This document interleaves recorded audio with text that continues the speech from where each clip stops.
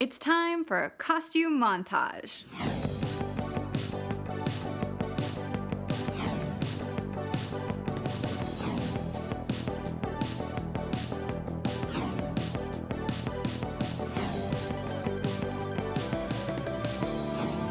Arr. Oh, I guess I ran out of all the cool costumes.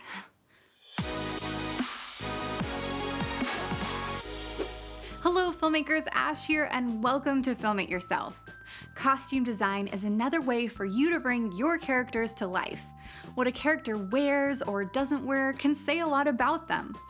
It can tell us their status, their occupation, and even their personal beliefs. Costumes can also help to ground your film in reality and are often what sets an amateur and pro film apart. So, let's go over some costume design basics so you can outfit your talent like a pro. First up, make sure your costumes are appropriate for the world your film takes place in.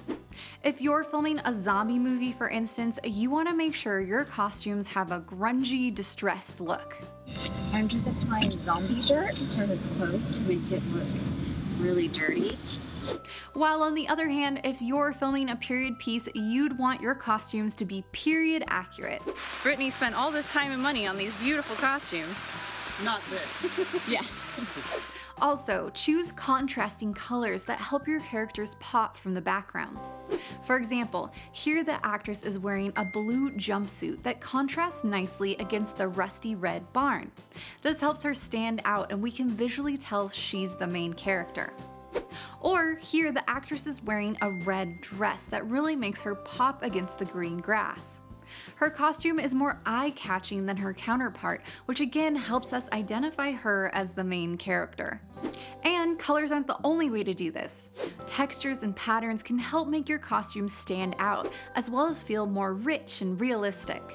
However, when choosing heavily patterned or textured costumes, it's a good idea to test them on camera first to make sure you avoid any moray issues. Moray is a camera artifact that can happen with tight-knit patterns or textures. Also, don't forget the accessories, as they can help make bland costumes come alive. Dorothy's iconic costume from The Wizard of Oz would just be a boring blue and white dress if it wasn't for her picnic basket and ruby shoes. Also, note the contrasting colors here. And speaking of accessories, pro tip: if you have a character with glasses and you're getting a lot of unwanted reflections in them, consider either taking the lenses out of the frames or having the actor wear glasses with anti-glare coating. Once you've picked out your costumes, it's time to do fittings with the talent. And if it's possible, I also recommend doing a camera test to make sure everything is looking great on camera, and again to help spot any moray issues beforehand. And finally, if you have costume pieces that are being destroyed or potentially damaged in the film, make sure you have multiple backups of the costume pieces so you can have the ability to do multiple takes. So, now that you know the important basics of costume design, your film is sure to be the belle of the ball.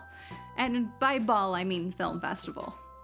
And if you want to make sure your costumes maintain their perfection on set, you can check out my video on wardrobe kit essentials here, so you can be ready for any wardrobe malfunction. Alright, now it's Spence's turn.